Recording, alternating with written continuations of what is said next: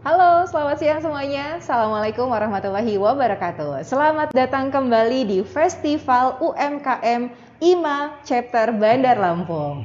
Nah, hari ini kita kedatangan tamu narasumber yang keren banget. Thank you. Thank you banget waktunya Ya, Bang Elky. sama-sama, Mbak Vio. Ya, setelah sekian banyak janjiannya akhirnya jodohnya di hari ini ya. Jadi Festival UMKM IMA ini adalah bentuk apresiasi Indonesia Marketing Association Chapter Bandar Lampung bekerja sama dengan Tribun dan semua anggota IMA. Bagaimana kita sama-sama saling support UMKM. Bagaimana kita tahu bahwa UMKM adalah darah ya dari perekonomian daerah. Kemudian bagaimana teman-teman UMKM juga membantu menyerap tenaga kerja di sekitar dan lain-lain. Jadi yuk kita sama-sama support UMKM untuk Lampung berjaya. Nah teman-teman, kalau di seri pertama itu ketemu sama Bang Rafin ya, di Rafin Snack, Bang Raffi di Rafin Snack. Kemudian di seri kedua kita ketemu sama Sela dari Bimi dan juga Rere Kata Semesta. Di seri kita ketiga kita ketemu sama Ses Yusi dari Yusi Akmal dan juga Andita. Ya, dari Andita Salon dan juga After Beauty. Dan hari ini kita ketemu sama Bang Elky yang punya Els Cafe dan Kopi Kece nih ya.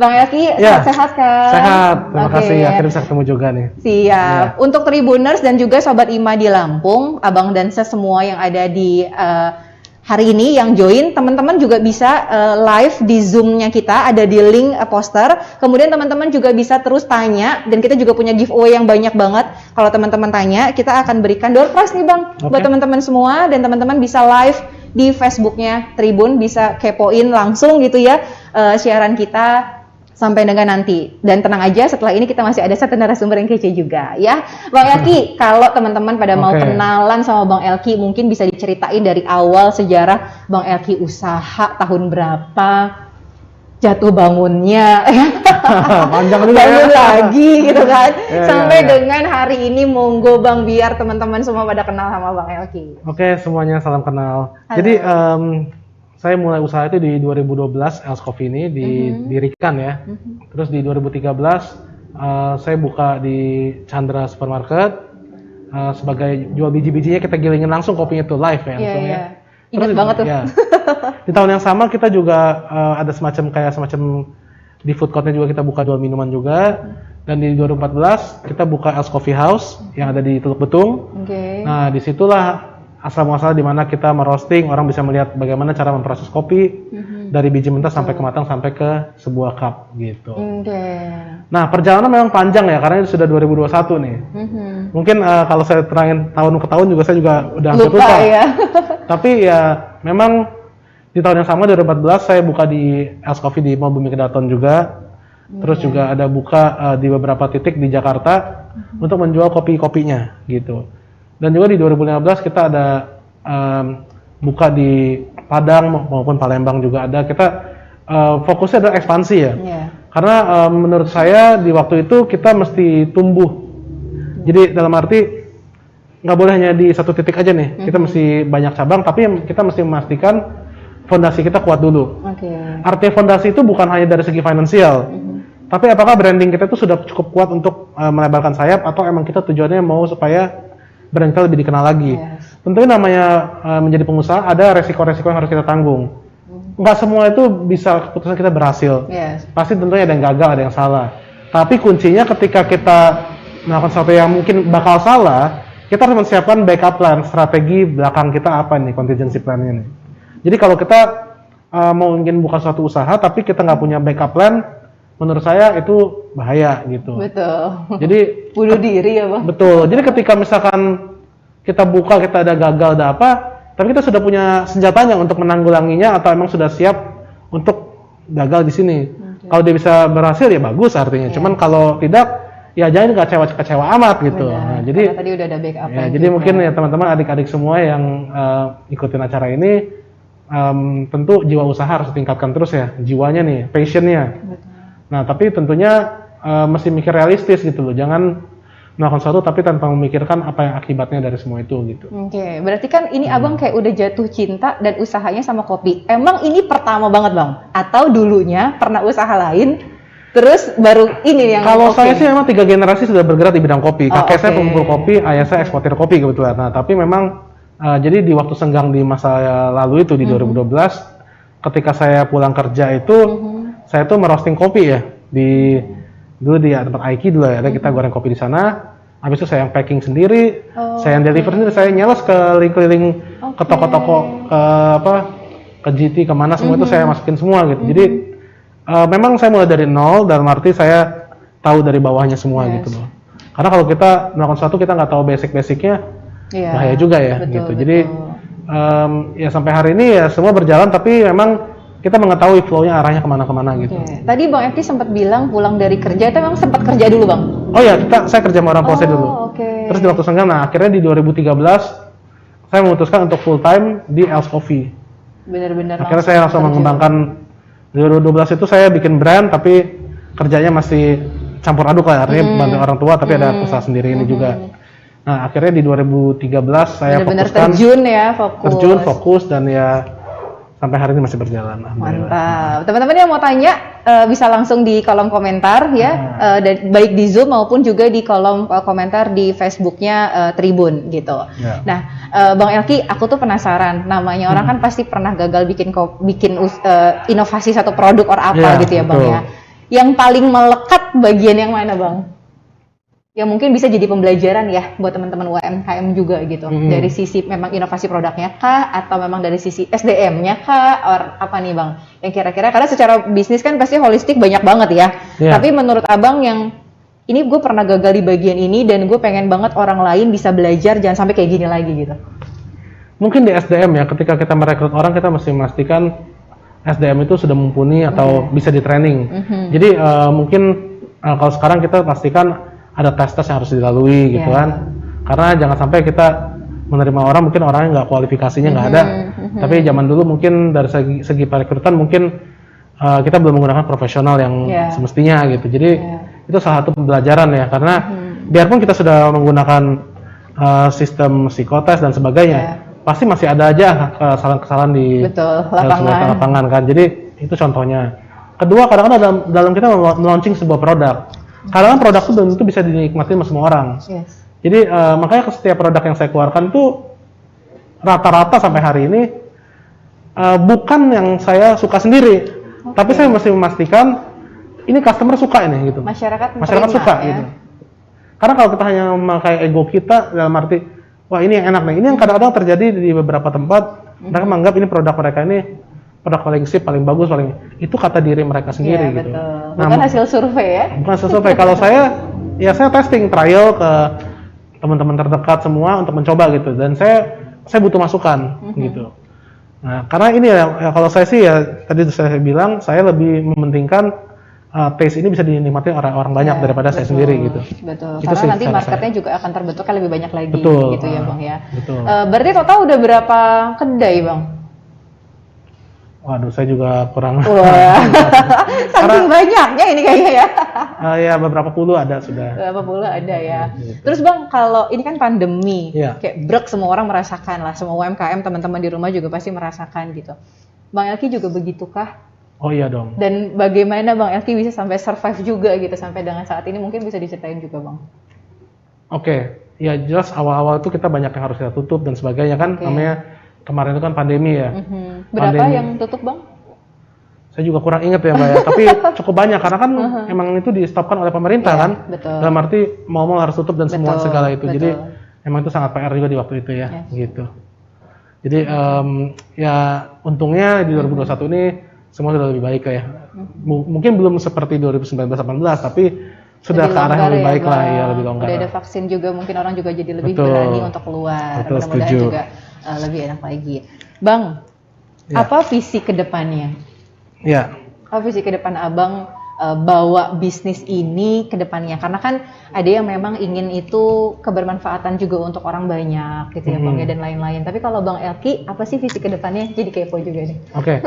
Visi kedepannya yang penting kita menurut saya itu kita tuh bisa bermanfaat untuk orang banyak ya, dalam arti produk kita bisa dinikmati, terus kita juga memastikan juga tim internal kita satisfaction-nya tinggi terhadap perusahaan, loyalitasnya tinggi, terus juga para stakeholders, artinya juga kita punya supplier, customer, semua itu kita bisa bermanfaat lah di bisnis ini gitu ya. Jadi menurut saya kedepannya semoga pelayanan saya juga bisa meningkat lagi, karena kan kuncinya di kopi ini juga bukannya hanya produk enak, tapi pelayanan penting. Itu akan kami tingkatkan terus sih. Gitu. Siap. Terus Bang, kalau misalnya pesan Abang nih buat teman-teman UMKM yang mungkin juga baru mulai gitu ya, terlepas dia bisnisnya kopi ataupun bukan, apa mungkin pesan-pesan buat teman-teman UMKM lain yang mungkin bisa belajar juga deh dari Bang Elky? Mungkin saat ini butuh keuletan, penting sekali. Kalau tidak ada keuletan atau passion yang tinggi dalam melakukan suatu produk, itu nggak akan maksimal. Tentunya memang sekarang ini menurut saya sangat kompleks ya. Terutama mungkin yang teman-teman yang mungkin sekarang lagi belajar tentang digital. Menurut saya digital atau marketplace itu sangat menjanjikan. Namun kita perlu lebih aktif lagi dalam mempelajari misalkan algoritmanya, cara kata kuncinya, kontennya, itu banyak sekali luas, dan itu tidak hanya bisa kita menjual dengan produk yang bagus. Banyak orang menjual produk yang nggak bagus juga tetap aja belinya banyak. Nah itu bagaimana strategi mereka di dunia online itu digital. Mungkin adik-adik yang sangat spesialis. Mungkin kalau saya bukan bilang saya ahlinya ya, tapi saya mengerti apa yang harus saya lakukan, tapi memang kita harus mencari orang yang pas untuk posisi tersebut gitu. Berarti Abang outsource or memang rekrut satu orang? Saya memang rekrut, ada tim saya khusus ya? Memang saya mempunyai tim kreatif department. Oh oke. Ya, jadi kreatif department itu isinya apa tuh Bang? Kita ada fotografi, videografi, desain, content creator. Wow. Semua ada semua saya. Keren, pantesan kalau lihat kalau ada online gitu ya, foto-fotonya keren-keren gitu ya. Kita emang udah punya tim khusus untuk Els Coffee sama Kece, mereka terbagi, terfokus. Jadi yang ini emang tim kreatif, tapi mereka satu grup, tapi memang mereka kebagi job desk masing-masing. Jadi yang megang IG-nya atau online-nya si Kece ya Kece, yang megang Els Group gitu. Tapi mereka itu saling berdiskusi, saling berkolaborasi. Sehingga campaign-nya sebenarnya satu, tapi nanti yang mengerjakan sesuai tadi ya. Dan juga sesuai segmennya beda. Jadi artinya betul. Marketnya beda. Mungkin kalau Kece mungkin banyak kuis-kuis dan sebagai game-game semua. Kalau Els mungkin lebih ke product knowledge, education, tentang produknya, tentang bisa fotonya. Dibilang gini nggak Bang? Kalau Kece itu milenial, kalau yang Els tuh lebih premium, mature gitu ya. Betul. Jadi banyak main physicalnya. Kalau Kece mungkin banyak main desain-desain yang attract untuk orang tua. Jadi emang ini harus dipisahkan gitu, bukannya satu bagian gitu. Bang, ngelihat yang paling baru, kenalin dong namanya apa, kemudian konsepnya itu apa, karena kayak keren banget. Gue sih ya, ini pribadi sebagai konsumen pas datang itu gue dapat experience marketingnya ada, kemudian lengkap juga gitu, educationnya juga dapat, dan ya happy aja gitu, kayak berasa karena memang kerjanya work from everywhere ya Bang, jadi tinggal loncat aja ke kopi Kece mana, ke Els mana, dan gitu-gitu. Itu boleh ceritain nggak Bang? Itu namanya Els Coffee Roastery, memang itu adalah tempat untuk kita memastikan ada experience. Jadi kita akan masuk, bisa ada biji kopi, bisa ngelihat cara roastingnya, terus bisa ngeliat biji untuk siap digiling, maupun juga untuk cara pembuatan barista-barista mengentertain para customernya gitu. Jadi memang tujuannya di situ juga kita untuk experience. Dan juga kedua, di situ juga kita ingin mengangkat ada loh penggiat di Lampung atau seniman di Lampung yang merajut dari benang, membuat sebuah lukisan dari benang seperti yang ada di Els Coffee Roastery. Terus juga ada makrem, terus kita juga ada dari membuat proses bikin daun, bikin apa dari tanah liat. Itu ada semua karya orang Lampung. Gitu. Jadi kita juga bukannya hanya Els Coffee hanya ngomongin kopi semata, tapi kita juga ingin mengangkat kreativitas masyarakat Lampung, terutama yang menurut saya sudah sangat baik atau terbaik. Itu yang saya taruh di sana gitu. Jadi memang udah sesuai sama standarnya kita, kemudian sudah tahap seleksi lah ya, baru kita ini. Berarti itu juga bisa jadi kayak tempat UMKM lain mungkin juga bisa kali ya Bang ya, ketika memang dia tadi unik dan lain-lain sesuai standar, bisa juga ya untuk gabung. Oke. Bang, kadang-kala kan kalau ngomongin pengusaha itu ada yang gini, ya udahlah jalanin aja dulu gitu ya Bang. Langsung ke lapangan. Ada yang memang dia punya ilmunya tuh, dia survei dulu, dia pasar dulu. Memang lama banget ya Bang, baru akhirnya dia kejadian gitu. Ada yang tadi udah jalan aja bless langsung. Abang tipikal yang mana sih? Dan gimana menurut Abang? Saya itu mungkin tengah-tengah ya Mbak. Oke. Kadang saya punya planning dulu, saya riset dulu. Kadang ada langsung saya momentum. Hajar aja. Momentum kadang-kadang kesempatan nggak datang 2 kali.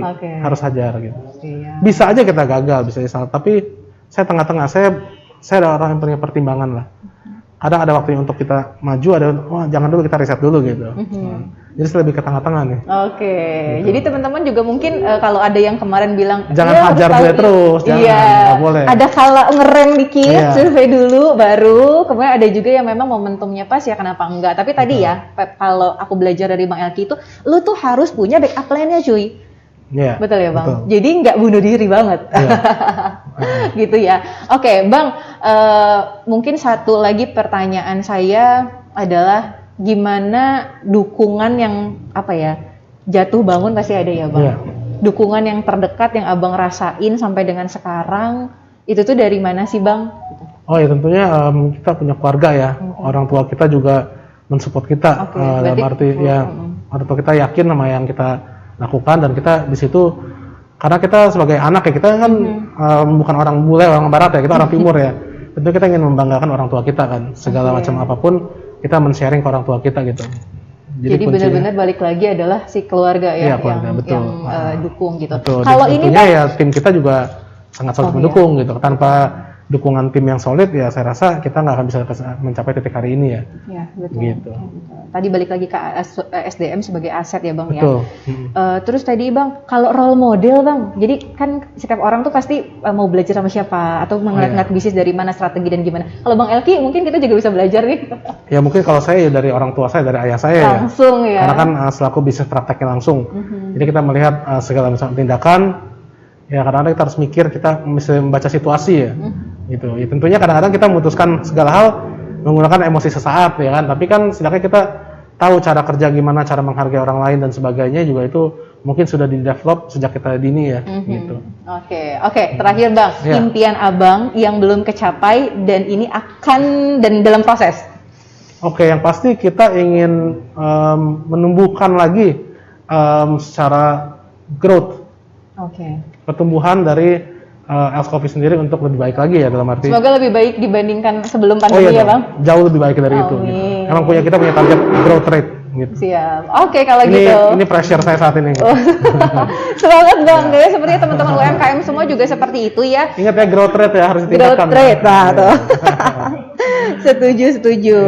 Bang, ini kalau dari aku sebenarnya pertanyaannya udah habis nih Bang. Ini ada pertanyaan dari teman-teman yang di Facebook dan juga di Zoom gitu ya. Ini dari Mega. Bang Elky, aku mau nanya dong. Bang Elky kan memang dari orang tuanya juga udah masuk dalam bisnisnya. Gimana kalau misalnya saya yang memang mulai dari awal nggak tahu kopi dan lain-lainnya, tapi saya pengen nih Bang gitu. Atau ada nggak sih Bang kelas coaching yang dibuka sama Bang Elky? Kalau mau, kalau ada saya mau juga. Thank you Mbak Mega atas pertanyaannya. Monggo Bang Elky langsung dijawab. Kadang-kadang sesekali saya juga ada kelas-kelas dari kampus-kampus juga saya kadang jadi narasumber juga. Mungkin di situ bisa lebih ada tanya jawab juga, sesi tanya jawab. Kalau untuk coaching mungkin belum ada, cuman mungkin bisa nge-DM saya langsung atau gimana untuk nanya kira-kira strategi apa yang harus dijalankan. Tapi yang pasti sih semua itu yang penting kita harus menguasai dulu ya menurut saya. Betul. Kita melakukan, misalkan emang nggak ada background tentang kopi, tapi ingin belajar tentang kopi, ya di riset dulu kopinya itu apa gitu. Jadi semua itu pasti bisa kalau ada kemauan gitu loh. Betul. Jadi walaupun tadi sebenarnya secara keluarga beda-beda lah ya, mungkin bisnis atau juga bidang keahliannya, teman-teman nggak perlu khawatir. Nanti IMA juga sebenarnya ada wadahnya ya Bang. Nanti kapan-kapan kita juga bisa tadi ngobrol sama Bang Adrian, yuk kita kumpulin yuk teman-teman yang kopi mungkin bisa sama-sama saling sharing juga bisa. Jadi jangan khawatir Mbak Mega, kamu nggak sendirian, masih banyak teman-teman yang lain juga bisa sharing. Satu lagi pertanyaan, punten ya Bang. Ini dari Elin, panjang banget kayaknya ya. Oke, Bang, kalau misalnya mau kolaborasi, kan sering banget Kopi Kece kolaborasi tuh sama brand-brand yang terkenal. Tapi kalau saya itu dari UMKM asli Lampung, punya kue gitu Bang. Kira-kira bisa nggak ya dikolaborasiin sama Kopi Kece dan gimana caranya? Thank you Bang. Oke, thank you Mbak Elin pertanyaannya. Untuk semacam kue-kue mungkin Kopi Kece kita sudah punya kitchen sendiri ya untuk mengolah produk-produk ya. mungkin kalau ada produk-produk khusus yang mungkin yang agak berbeda atau kira-kira bisa dikombinasikan, kita open, nanti kita akan duduk bersama, kita akan coba testing seperti apa untuk dikombinasikannya gitu loh.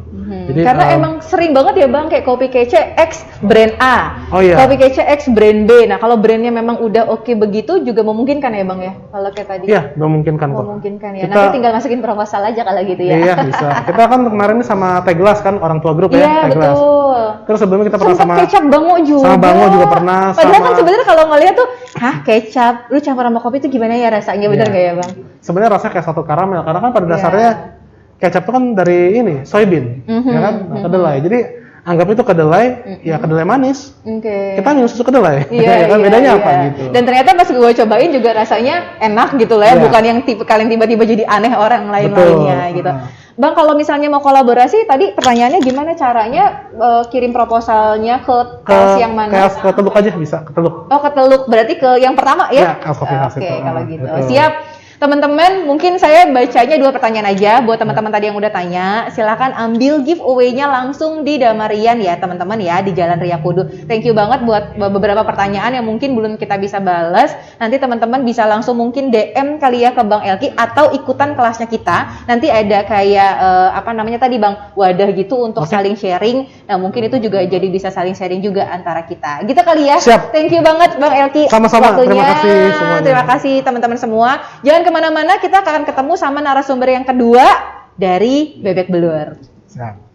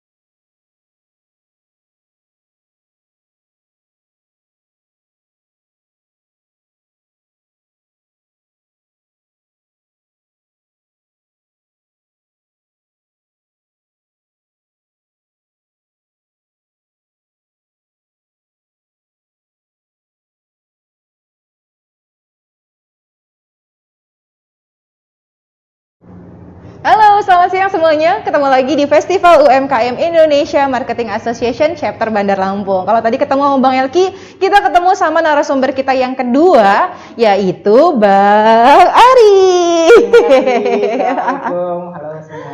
Iya, Bang Arif, kenalan lagi dong sama teman-teman semua, Tribuners dan Sobat IMA di rumah. Bang Arif itu sopo. Siapa ya? Gak apa-apa, jangan malu. Bang Arif itu emang malu-malu orangnya. Jadi kalau itu harus di sodor-sodorin dulu gitu. Monggo Bang, kenalan dulu. Halo Tribuners sama Sobat IMA ya. Saya Arif Firmawan.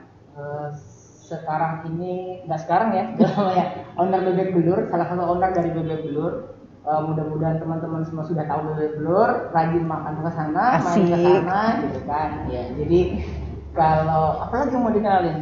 Mungkin bisnis, perjalanan bisnisnya sampai sekarang gimana? Oke, kalau perjalanan bisnis Bebek Belur sebenarnya sudah ada di 2011. Kemudian kita mulai ada ekspansi itu di 2014. 2014 itu mulai ekspansi. Jadi 3 tahun itu kita memang tidak ada apa-apa, jualan as usual. Orang datang jualan, kita beli, orang datang kita jual seperti itu saja. Tapi di 2014 itu kita mulai menata. Jadi dari tahun 2014 kita mulai membuat SOP sederhana yang itu kita kopikan untuk membuka cabang-cabang berikutnya. Kalau pribadi dulu saya pernah bekerja sebelum lulusan di 2016. Oh iya betul, Bang Arif ini sempat kerja dulu ya dan akhirnya baru memutuskan sebagai pengusaha gitu. Di mana Bang? Ya dulu saya bekerja di Garuda Indonesia, perusahaan airline. Kemudian pindah terkemuka ya. Alhamdulillah. Dia memutuskan untuk mengundurkan diri dan membesarkan Bebek Belur sendiri. Oke. Bang, gimana waktu pas mutusin terus dengan kondisinya kayak gini ya? Nyesel nggak Bang balik lagi jadi karyawan? Biar belajar nih gitu, biar belajar. Karena kan pasti ya udah lah, tanggal berapa gajian? 25 atau tanggal 1 lah misalnya, udah pasti transferan masuk apapun pekerjaannya, apapun kondisinya. Tapi kalau sekarang ibaratnya kalau dulu dapat THR ya Bang, sekarang nggak dapat dan malahan harus kasih apapun yang ya gimana Bang? Iya kalau itu memang jangan curhat ya Bang. itu perjalanannya panjang ya. Untuk memutuskan resign itu saya butuh 1 tahun meyakinkan keluarga juga, istri juga. Kemudian memang di awal-awal karena saya yakin kita punya brand bagus gitu kan, tapi belum di develop ya. Belum marketing belum berjalan, salesnya belum jalan, tapi kita punya produk bagus karena brandnya. Secara nama kita belum ngerti brand lah dulu, tapi secara nama mungkin orang sudah tahu gitu kan. Karena pasar kita pasar mahasiswa, dulu nggak ada viral-viralan ya. Iya, tapi betul. Word of mouth itu jalan. Jadi karena kita nyasarnya mahasiswa, jadi lebih mudah. Kalau mahasiswa kan sering ngomong tuh, oh ini enak nih. Ya. Kemudian itu kita punya brand dan cukup bagus sehingga saya berani memutuskan untuk resign dari perusahaan itu. Kalau dibilang menyesal enggak menyesal sih. Alhamdulillah. Tetap lebih happy ketika punya usaha sendiri, punya brand sendiri ya. Betul. Lebih happy iya, lebih pusing iya, tapi yang di trade itu gini. Kalau dulu kita pusing-pusing mikirin gimana naikin sales perusahaan, sekarang kita pusing-pusing naikin salesnya kita sendiri. Betul, uangnya kita gitu ya. Kita mau ngapa-ngapain boleh bisa gitu kan. Kalau membuat program apa terserah kita. Nah tapi memang tanggung jawabnya jadi lebih besar karena nggak bisa main-main lagi. Benar. Tapi apa sih Bang sebenarnya setelah panjang lama dari pekerja ini, apa yang mungkin tadi ya sama kayak Bang Elki kan dia harus punya backup plan, kalau nggak gue bunuh diri nih gitu. Kalau Abang apa poin pembelajaran yang mungkin bisa belajar juga sama teman-teman UMKM di rumah gitu? Iya, untuk teman-teman tuh gini, saya sebenarnya belajar banyak dari perusahaan saya dulu. Jadi saya itu bukan tipe orang yang nyemplung langsung berbisnis. Yes. Saya bukan orang yang berani terjun terus buka hutan gimana melaksanakannya. Saya bukan orang seperti itu, sehingga ketika saya bekerja di sebuah perusahaan saya belajar.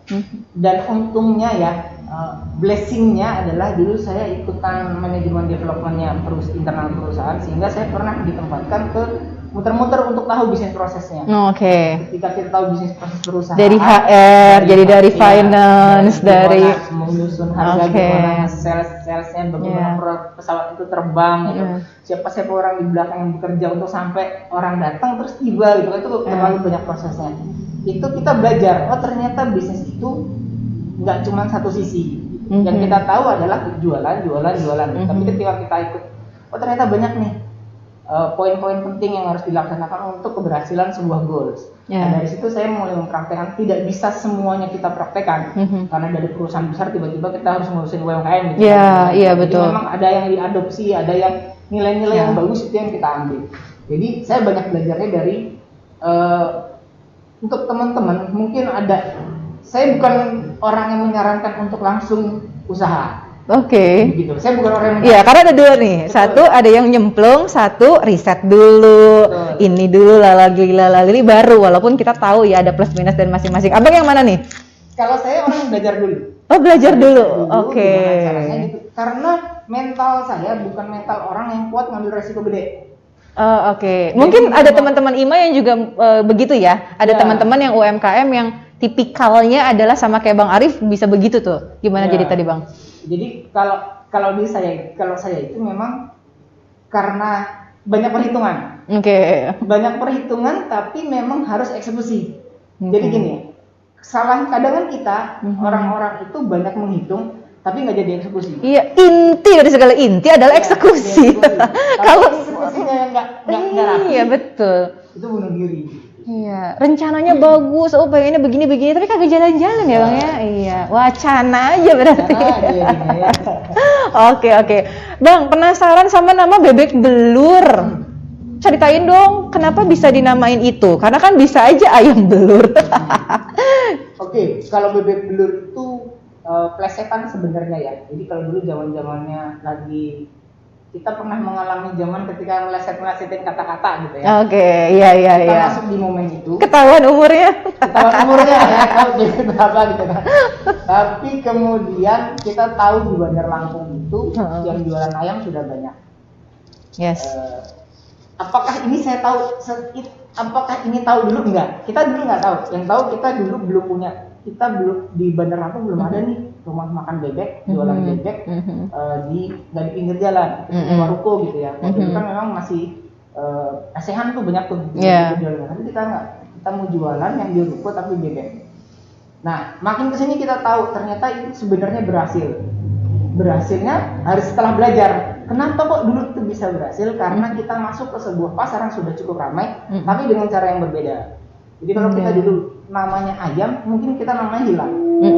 Tapi ketika kita pakai nama bebek, bebek belur, jualannya apa? Hampir sama dengan rumah makan lain. Ayamnya pasti banyak, ikan ada, bebek ada. Tapi kita entry-nya ke bebek, sehingga orang mengingatnya bahwa ini rumah makan bebek. Ketika ke sana ada semua. Jadi pasarnya sudah ramai yang jualan ayam. Kalau diomongin rekresian ya rekresian, betul. Gitu kan? Tapi kita gimana caranya masuk dengan cara yang elegan untuk saya jualan bebek. Jadi penting ketika kita tahu pasarnya adalah red, semuanya gitu kan rekresian nih, ramai semua ke sana. Tapi kita masuk dengan cara yang berbeda. Tetap harus ada diferensiasi ya. Tetap ada diferensiasi. Jadi masuk ke sana muncul, nah itu kita alhamdulillah sampai saat ini bisa diterima, mudah-mudahan ya terus aja nanti. Amin. By the way udah berapa ruko Bang? Berapa toko? Sampai sekarang kita ada 8 outlet. Ada 8 outlet. Di mana aja sih Bang? Mungkin bisa teman-teman ini. Di luar Bandar Lampung ada di Metro dan Poncowati. Berarti 6-nya di Bandar Lampung ya? 6 di Bandar Lampung itu di Jalan Pramuka, di Pagar Alam, di Tanjung Senang, di Purnawirawan, Pahoman ya. Ponorogo, oh iya betul. Ya. Gatot sama di Ponorogo. Ya ampun, udah 8. Ngaruh nggak saat pandemi kemarin? Nggak ada bisnis yang nggak ngaruh kayaknya. Kayaknya kalau ngaruhnya ada yang naik, ada yang turun Bang, gitu ya. Nggak semua turun, ada yang naik, ada yang turun. Yang naik apa? Ada teman-teman yang mungkin tadi ya yang kayak frozen, rumah sakit yang berbau dengan klinik gitu-gitu juga ada beberapa yang kemarin share juga naik. Tapi kalau Abang yang mana nih? Tengah-tengah kayaknya. Saya kebagian yang turun. Jadi memang itu adalah keadaan yang kita sama sekali nggak ngerti. Kok bisa kayak gitu tiba-tiba dihadapkan dengan itu. itu keadaan yang kita belum pernah punya ilmu sebelumnya. Yeah. Nggak bisa belajar, tiba-tiba dihadapkan kayak gini. Jadi memang kalau saya ngobrol dengan keluarga juga tadi planningnya gimana? Memang nggak bisa 3 bulan. Planning 3 bulanan itu sudah cukup bagus karena makronya berbeda. Betul. Nggak kayak dulu. Apalagi mikronya udah sangat berbeda lagi gitu. Kalau di kita itu kemarin kita sempat tutup 3 bulan. Dari bulan Februari tahun karena memang harus tutup ada peraturan. Harus tutup 3 bulan, kemudian ketika ada kebijakan untuk buka kembali memang belum normal, sampai sekarang belum normal. Kita dengan terpaksa merumahkan hampir 40% karyawan dengan sangat terpaksa. Karena kalaupun tidak, memang nggak bisa jalan. Gitu. Jadi memang kemarin kita ngobrol-ngobrol, kita rumahkan. Kalau tidak normal kita panggil kembali. Sekarang beransur-ansur sudah mulai kita panggil kembali. Iya. Jadi benar-benar ya teman-teman ya, betul lah kita bilang bahwa UMKM itu jadi darah itu. Karena ya yang paling dekat untuk menyerap tenaga kerja sekitar itu adalah teman-teman dari UMKM yang punya usaha gitu. Jadi kita harus sama-sama saling dukung teman-teman UMKM. Bagaimanapun kalau misalnya ada yang punya teman atau tadi ada tetangga dan lain-lainnya yang dikira memang yuk kita bisa sama-sama bantu, itu kenapa enggak gitu ya Bang ya. Betul. Tapi belajarnya apa Bang dari kejadian kemarin akhirnya alhamdulillah berangsur-angsur semakin membaik. Mungkin teman-teman juga bisa belajar. Ditimpa sama cobaan kayak gitu sebenarnya makin membuktikan apakah kita kuat atau apakah kita cocok untuk berbisnis, berusaha. Jadi memang adu nyali ya. Dan yang paling penting sebenarnya kalau di kami di BB Builder itu lebih belajar ke financial projection. Kemudian ngatur cash flow. Nah itu kemarin kita terdampak karena ternyata kita itu nggak pintar ngatur cash flow, sehingga kita ke keadaan yang sangat membutuhkan cash, kita nggak punya. And cash is a king. Cash is a king. Uang cash itu darah. Jadi kalau kita dulu kemarin itu kita sampai jual aset. Akhirnya BB Builder menjual aset karena memang kenapa? Karena nggak sanggup. Gitu, harus ada yang direlakan untuk lebih baik. Itu kenapa? Karena kita tidak pintar mengatur cash flow.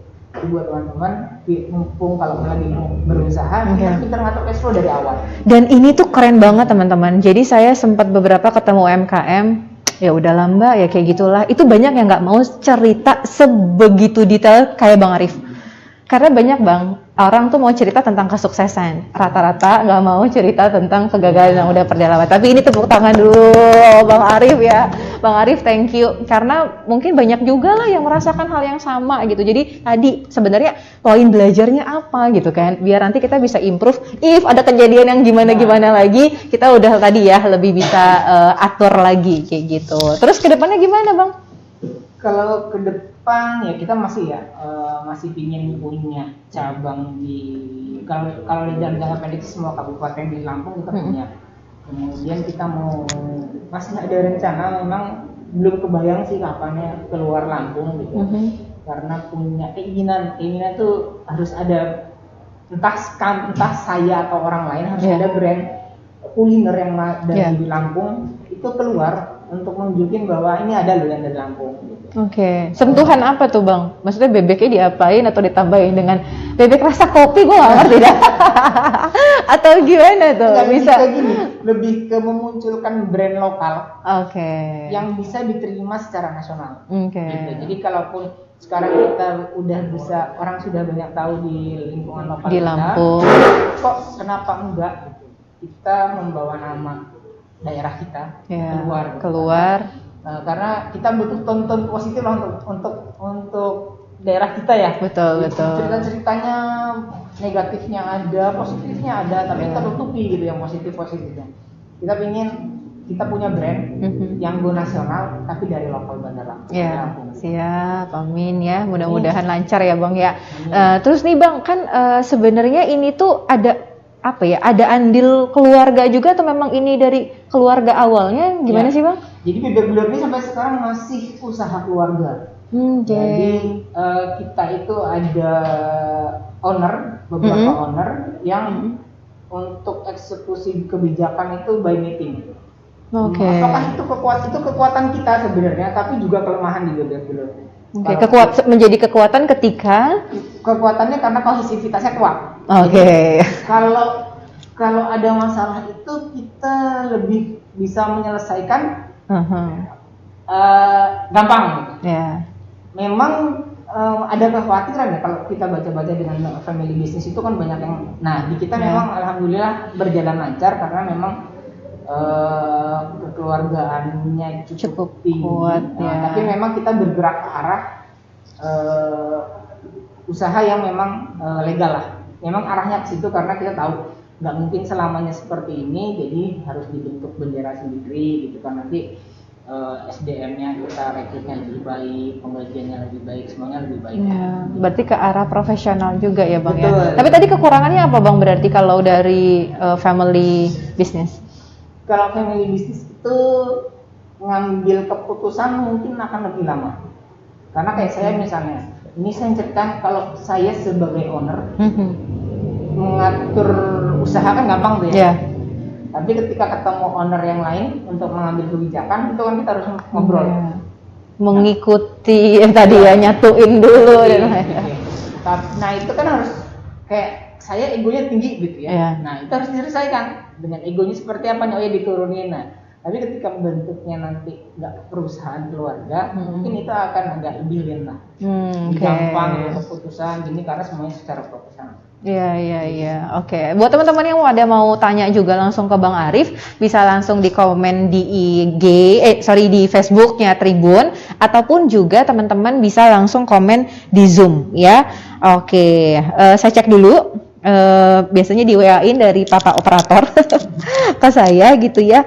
Oke, ini ada satu dari Kak Ani. Sebentar saya buka. Oke, Bismillah katanya. Bang Arif mau tanya dong. Bang Arif ini dulu jurusan apa ya? Dan belajarnya memang dari marketing karena kan beda banget dari anak MT tadi katanya ya di Garuda Indonesia tiba-tiba jadi bisnis. Gimana tuh? Thank you. Kak Ani, thank you pertanyaannya ya.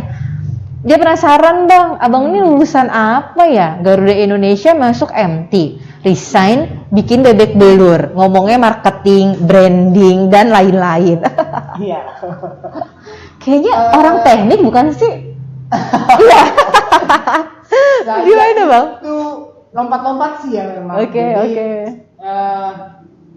Punya pengalamannya lompat-lompat, jadi memang ini juga saya mensyukuri itu ya.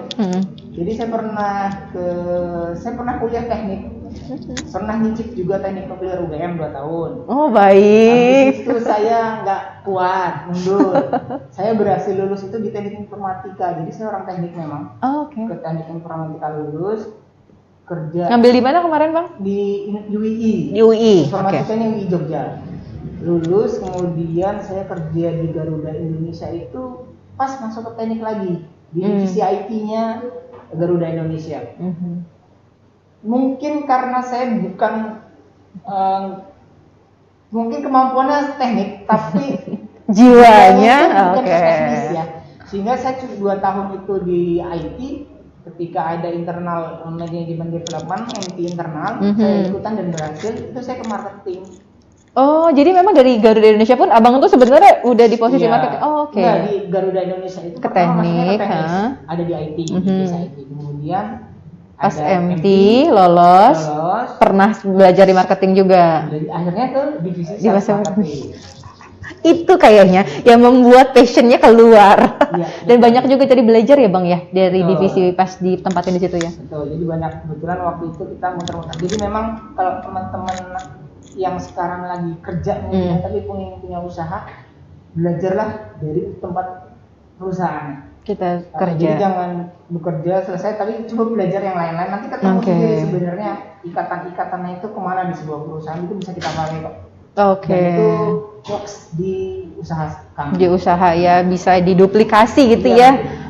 Oke. Bang, ada pertanyaan lagi nih dari Ros. Assalamualaikum Bang Arif gitu. Dia mau nanya, Bang, kalau misalnya bebek-bebek kayak gitu kan kadang-kadang suka ada masa-masanya. Ada masa panen banyak banget. Ada nggak bisa jualan. Kebetulan saya juga jualan lele goreng tapi baru di pinggir jalan. Gimana caranya saya bisa seperti Abang punya ruko sampai 8? Terima kasih. Thank you, Mbak Ros. Ini saya juga nggak kepikiran loh. Jadi ini mewakili pertanyaan saya loh. Tapi sebenarnya Bang, Bebek Blur tuh memang langsung rukoan atau gimana sih? Pertama sih sebenarnya nggak di sini, itu nggak di Bandar Lampung ya. Jadi di Metro, tapi memang kita waktu itu menghabiskan dana memang untuk sewa ruko. Gitu. Jadi memang salah satu investasi kita memang ke ruko. Tapi apakah itu harus seperti itu? Nggak harus. Karena saya belajar juga. Salah satu orang yang saya pelajari, saya ketemu langsung ngobrol itu di kuliner itu Mas Mono. Ayam bakar Mas Mono. Ya. Ayam bakar Mas Mono itu beliau itu mulai dari gerobakan, Mbak. Jadi gerobakan satu gerobak.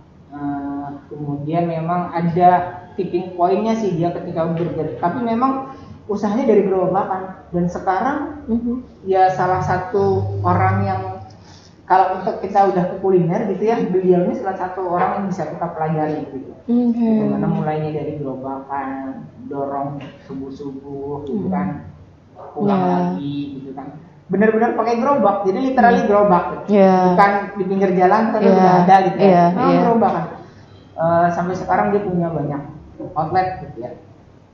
Kalau silakan di searching tuh, kalau mau ada bukunya juga kalau kita mau pelajari. Kebetulan saya juga belajar dari beliau.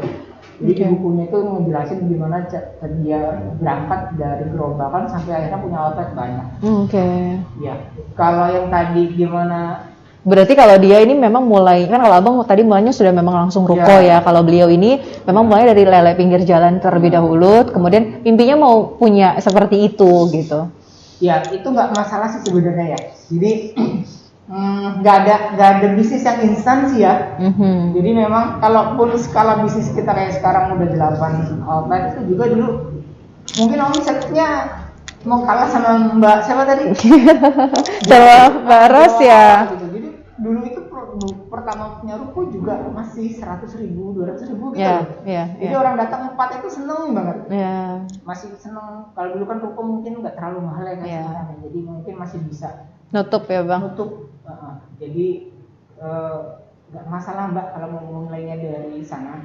Ini tadi saya memang kalau waktu tadi ada pertanyaan pengadaan barang gitu ya berarti.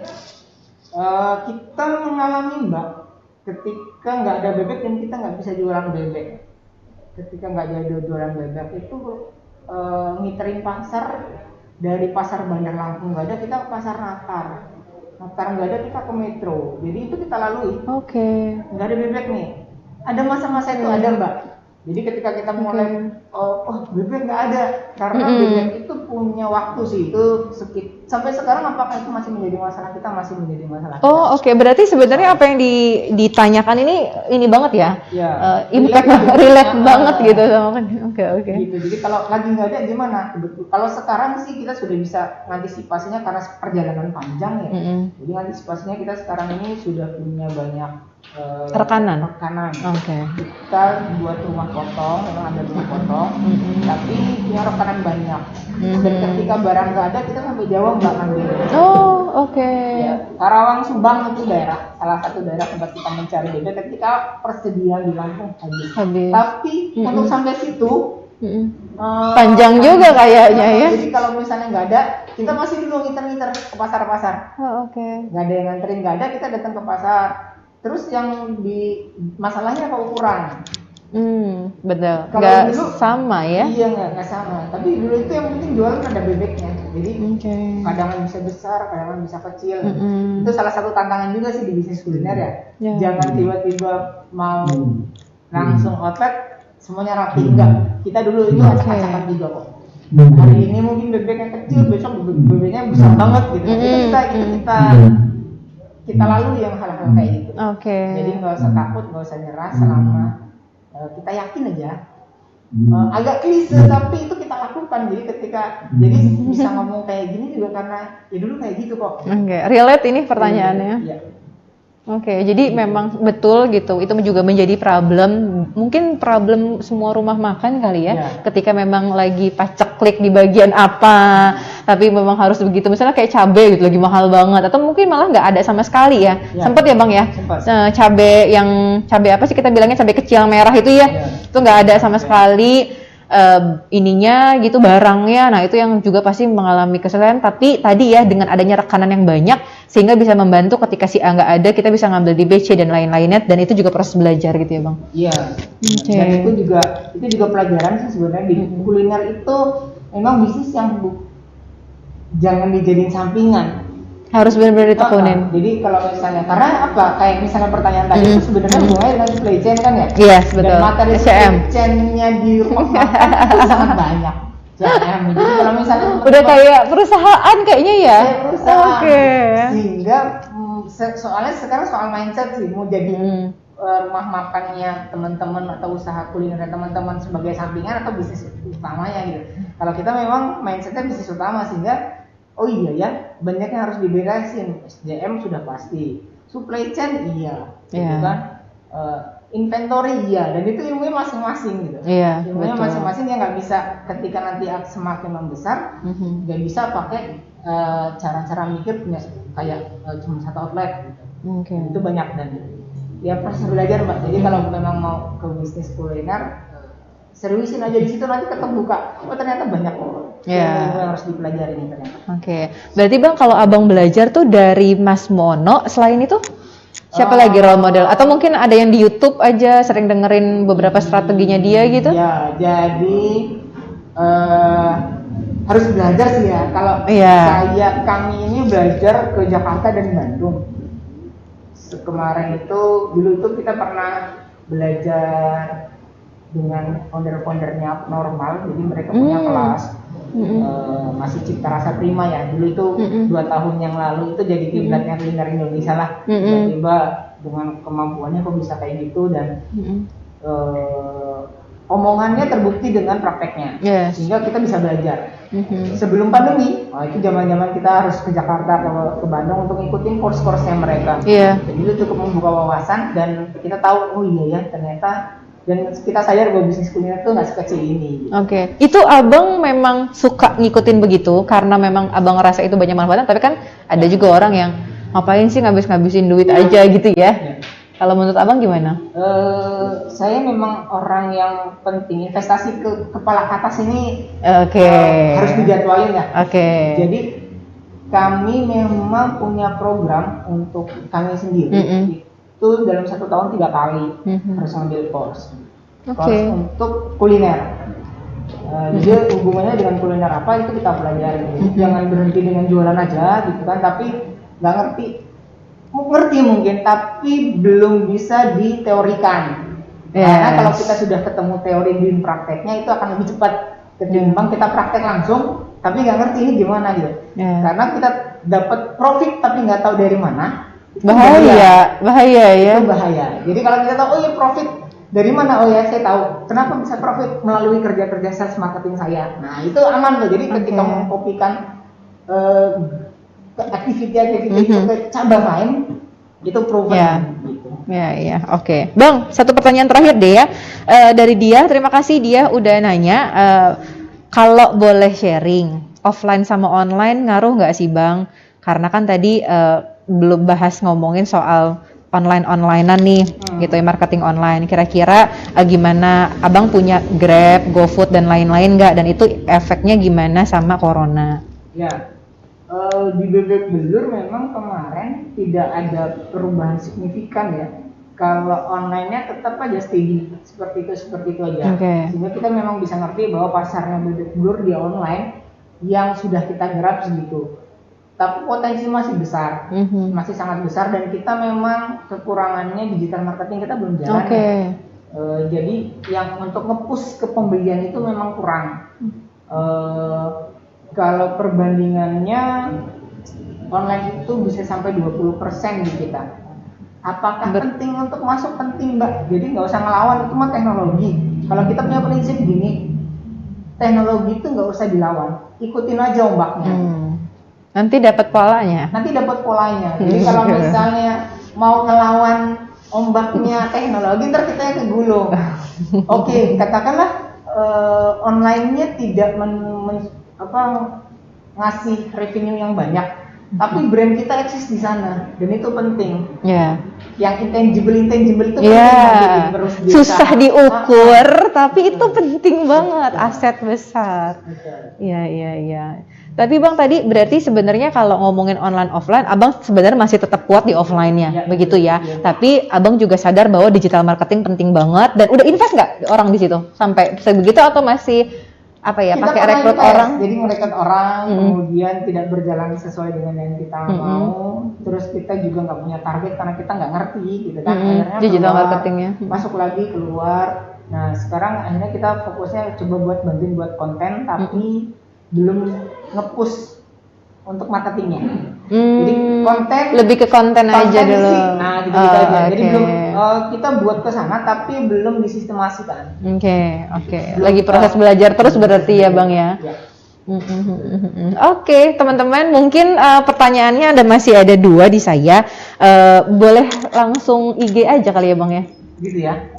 Silakan di-follow ya. IG Abang di mana tuh? Di Firmawan. N-nya double. Siap. India, Romeo, Alpha, Whiskey, November.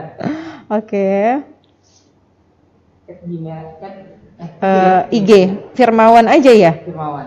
Oke, siap. Jadi teman-teman bisa langsung DM aja di Firmawan, N-nya double yang belakang. Paling gampang ngingetinnya begitu ya. Teman-teman mungkin bisa tanya-tanya juga ya, gimana mungkin ini punten boleh ya Bang ya, berarti ya siap kolaborasi ya sama teman-teman UMKM lagi. Kayaknya ini ada Mbak Ros lainnya sepertinya yang sama, punya tujuan yang sama juga, pengen belajar juga.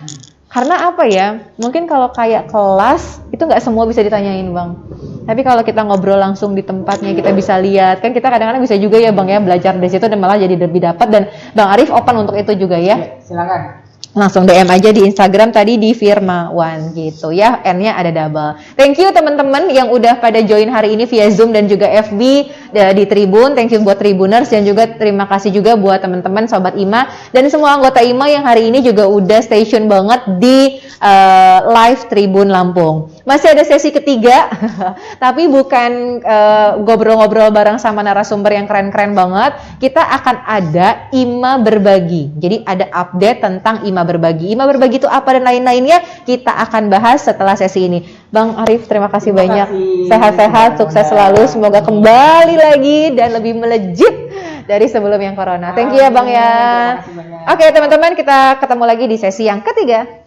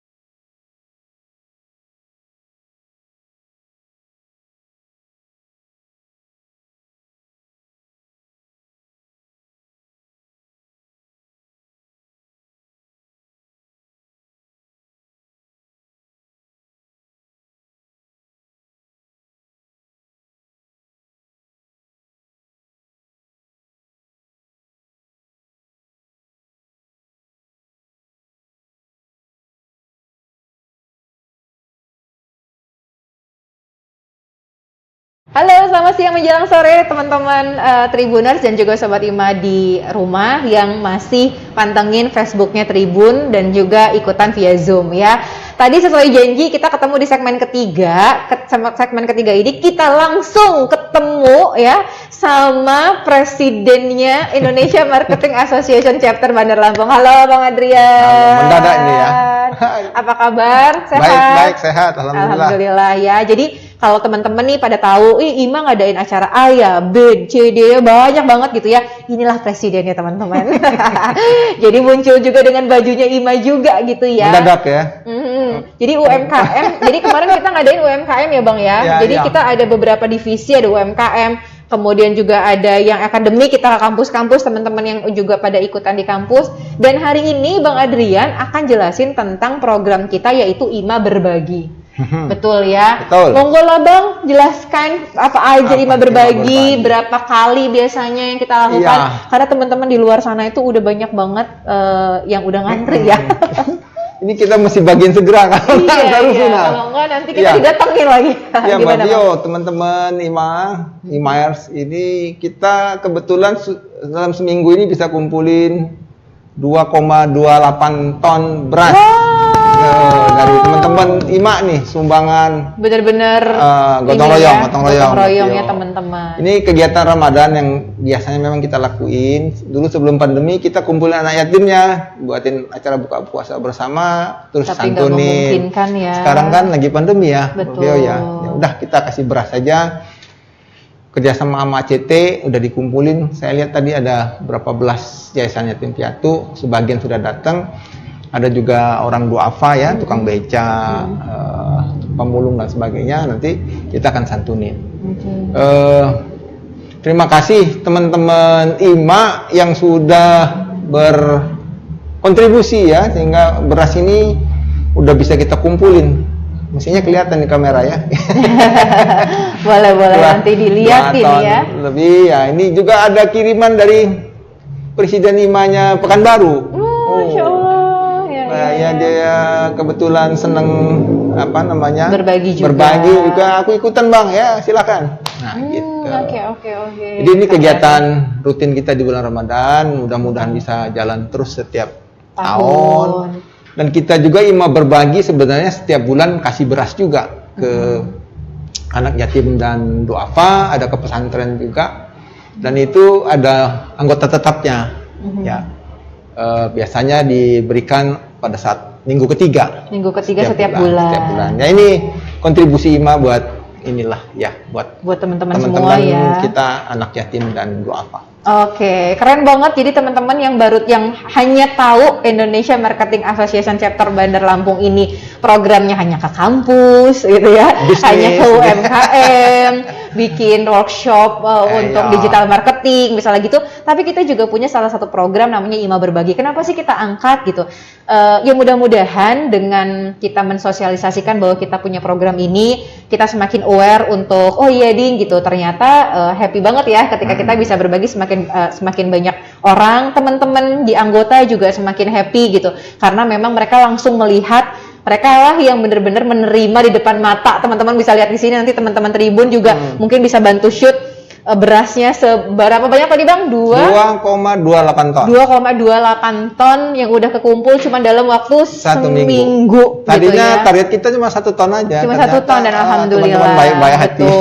Betul sekali. Jadi mudah-mudahan dengan kita sharing seperti ini makin banyak nih teman-teman juga yang di rumah, nggak perlu banyak-banyak kok teman-teman gitu, seadanya teman-teman kalau udah dikumpulin kita juga bisa distribusikan ke mereka yang membutuhkan. Jadi mumpung juga lagi bulan Ramadan ya Bang ya, dan pas pahalanya banyak katanya. Iya begitu. Amin. Oke, kalau gitu mungkin itu aja ya Bang ya. Ada lagi tambahan? Cukup. Udah cukup dari update IMA Berbagi. Saya juga terima kasih. Bang Helmi nih yang di sini. Iya, karena lagi berduka, lagi ke Bandung ke Bandung ya. Iya betul. Jadi sekali lagi saya juga terima kasih banget buat teman-teman IMA Imars ya Bang ya, atau Sobat Ima semua yang udah ikutin festival UMKM ini dari seri 1 sampai ke seri 4 ini. Terima kasih juga buat teman-teman Tribun yang udah setia setiap hari ya, lari sana lari sini untuk nemenin kita. Luar biasa. Thank you Bang. Terima kasih buat semua anggota IMA yang juga support, semua sponsor yang juga support gitu ya. Apapun yang kita lakukan, kontribusi sekecil apapun sangat bermanfaat banget untuk teman-teman di UMKM. Dan mudah-mudahan juga dengan adanya program IMA Berbagi makin banyak juga nanti yang ikutan ya. Mohon maaf kalau selama acara festival UMKM ada salah kata dan lain-lainnya. Saya Via undur diri, sampai ketemu di acara Indonesia Marketing Association Chapter Bandar Lampung selanjutnya. Bye. Thank you Vio. Thank you.